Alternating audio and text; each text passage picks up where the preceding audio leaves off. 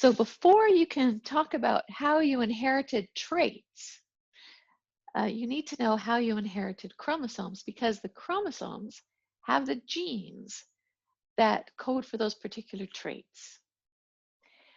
Our DNA codes for proteins. Some of those proteins are enzymes, and they determine whether or not we have a lot of the melanin pigment, for example, in our eyes. So whether your eyes are brown or blue or green. And so one process that determines which chromosomes we're going to get from our mom and our dad occurs during meiosis. We go through meiosis when we talk about development, so I'm not going to talk about it in great detail now, except to say that you inherit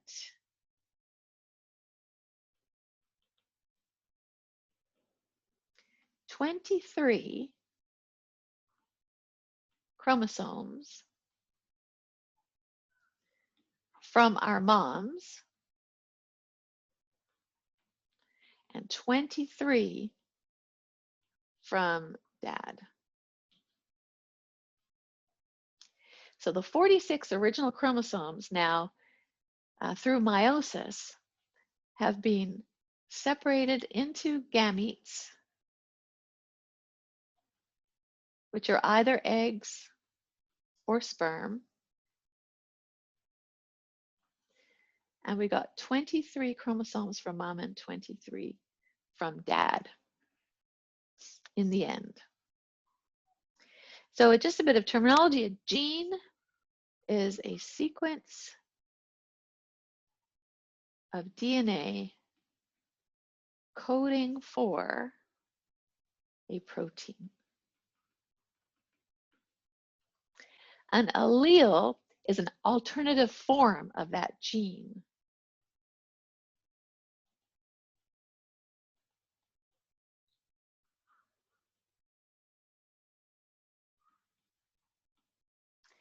And homologous means similar but not exactly the same. So if we have, just say we take 2 chromosomes,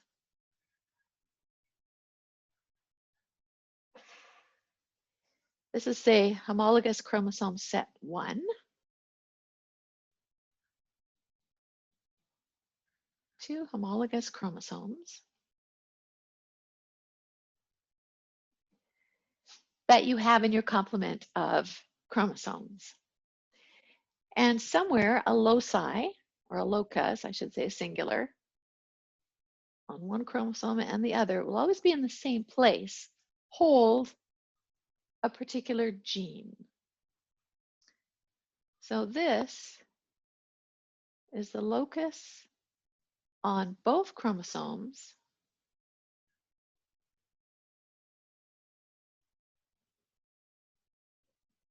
for a gene. A gene coding for a particular trait or character sometimes is used, or phenotype.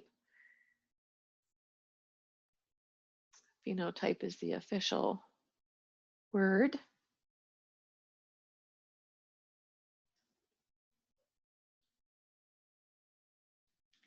Such as, for example, eye color.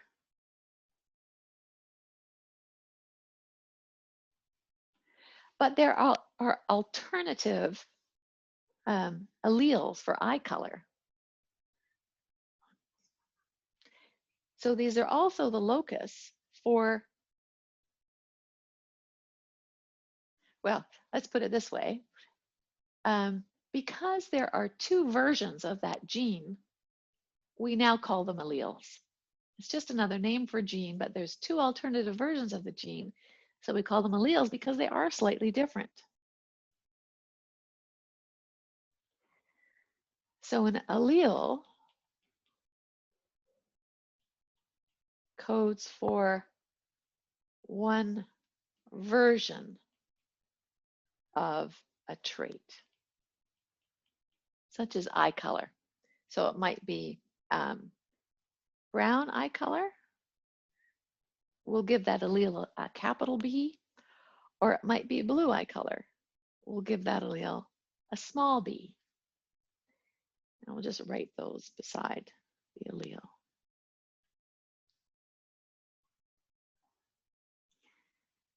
So the large B, we're giving that letter to the allele for brown eye color. And it is the dominant allele. Little b, we'll give that name to the allele for blue eye color. And that is the recessive allele.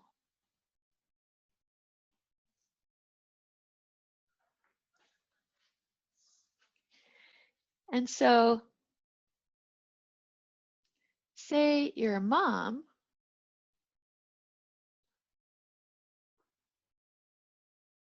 has 2 homologous chromosomes, and your dad has 2 homologous chromosomes as well. Your mom has 2 of the dominant alleles, and your dad has 2 of the recessive alleles. And I'm simplifying this a little bit, but through meiosis and sperm and egg production,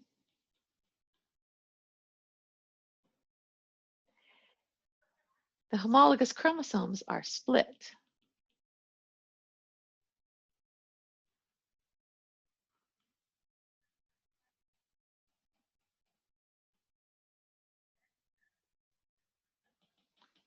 Into separate gametes.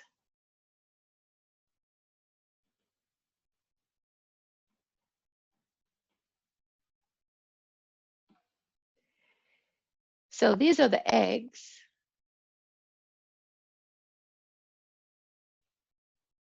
of your mom.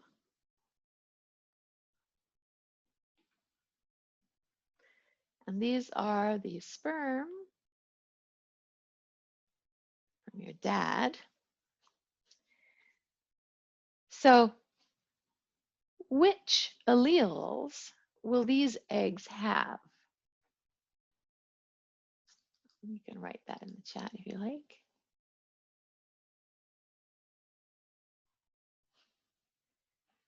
You can write that down in the chat. So which alleles will these eggs have, the capital B or the little b, the brown eye or the blue eye alleles?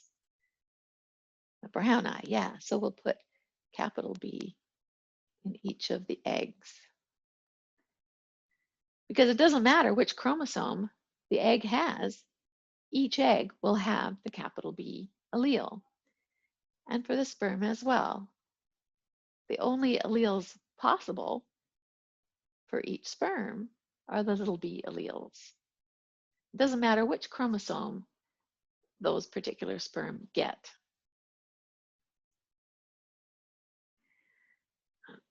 But there are other scenarios. So if, for example,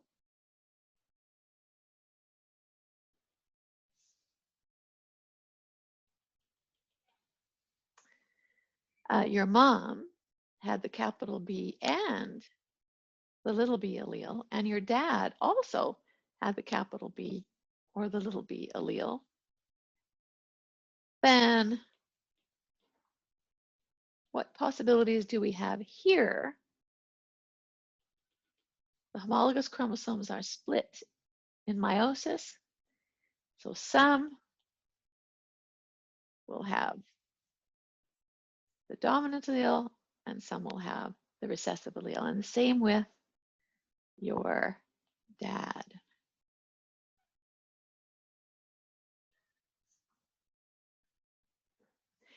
So when your mom and dad mated, We don't like to think of our mom and dads as ever having had sex, but they did at some point. Well, any of these gametes may have come together. Any of these gametes. So if you cross them, what possible combinations could you get? So when the egg and the sperm fuse, those two homologous chromosomes come back together. They come back together. So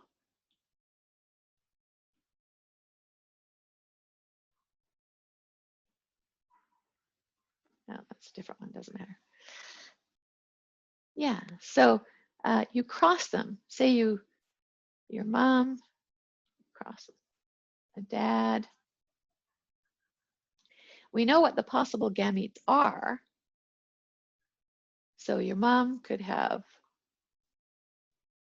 either one of those. Your dad could have either one of those. Indeed, there is a 50% probability that they will have one or the other. So how could these combine? These two could combine.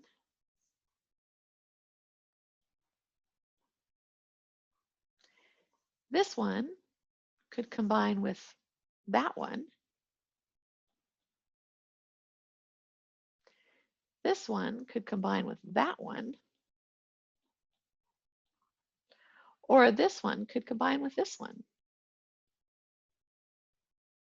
So those are the four possible outcomes of a crossing or a mating between those individuals, which results, of course, in fertilization.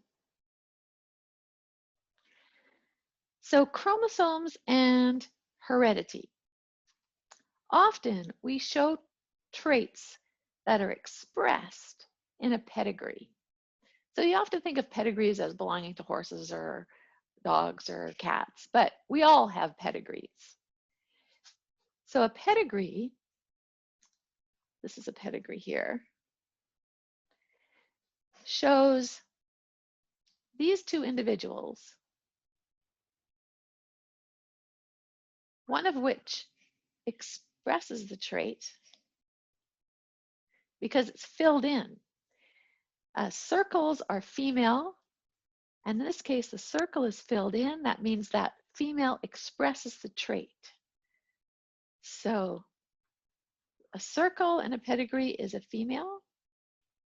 A square in the pedigree is a male. And if the circle or square are filled in, the individual expresses or has the trait.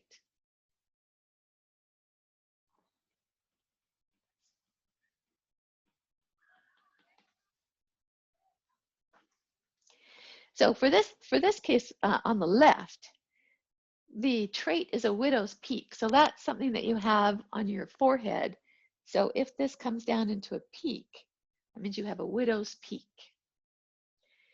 And this individual has it here, and this individual does not. So how was that widow's peak inherited? That's what you want to know with a pedigree. Pedigrees show how things are inherited and can show the probability of you passing that trait on to your next generation. That's often the question that people have in genetic counseling. Will you pass it on? Well, how did you inherit it in the first place? So we look back at the parents of these two individuals, and both of them express the trait because they're both filled in. So that's how you start to investigate how traits are inherited. It turns out this is a dominant trait. Widow's peak is dominant.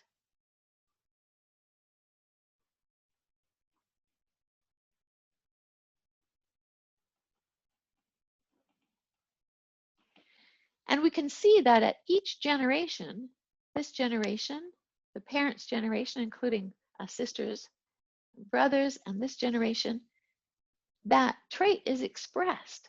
That often gives you a clue that it is a dominant trait. It's often expressed in each generation.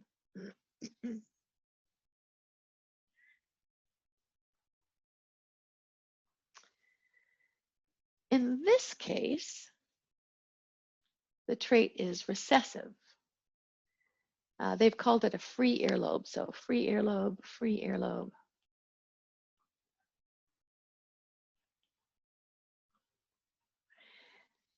So a free earlobe, no, sorry. It's not.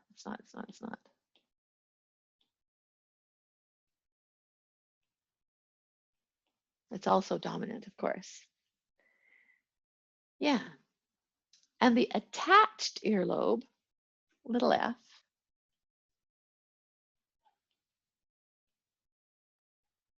is recessive. So if you look at your earlobes, you can tell if they're hanging down, they're free, and if they're not, they're attached. So we can look at this pedigree and see that this individual has a double recessive gene, so his earlobe is attached there. But any individual that has at least one, excuse me, dominant allele will express that trait. So any individual that has a dominant allele, either as a homozygous situation or heterozygous situation, will express that trait. So there's another couple of terms. So this individual here is homozygous dominant. Homozygous having the same. This individual is heterozygous.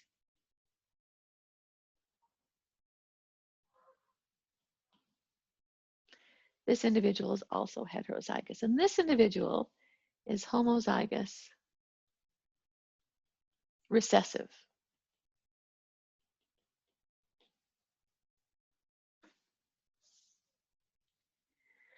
So in this case, all of these individuals will have the phenotype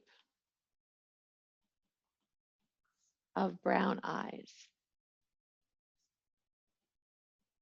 And only this individual will have blue eyes.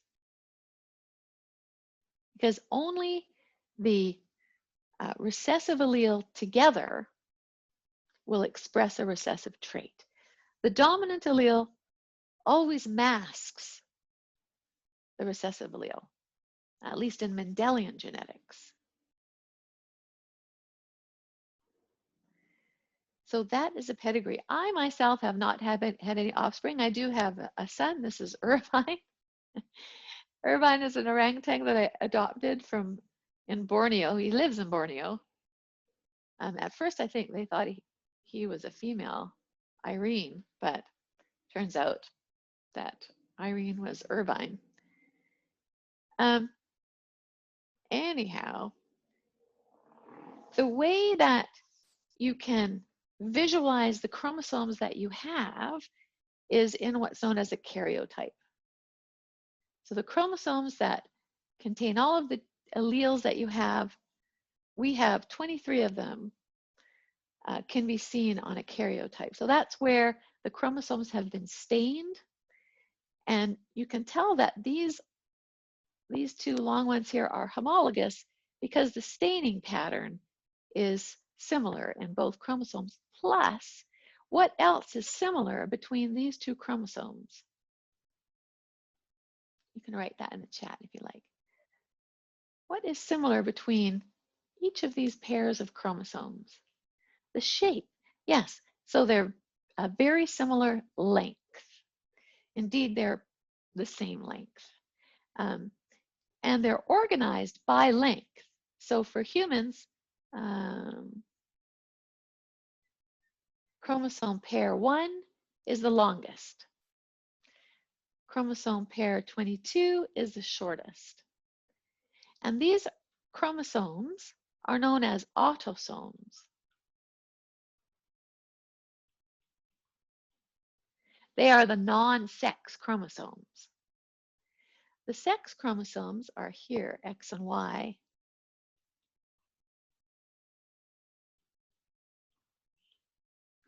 And they are the ones that determine the sex of an individual.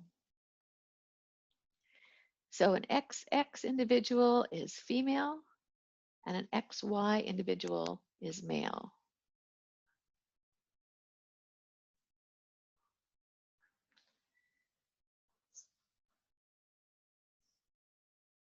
Can you go back? I'm still writing. Yeah, sure.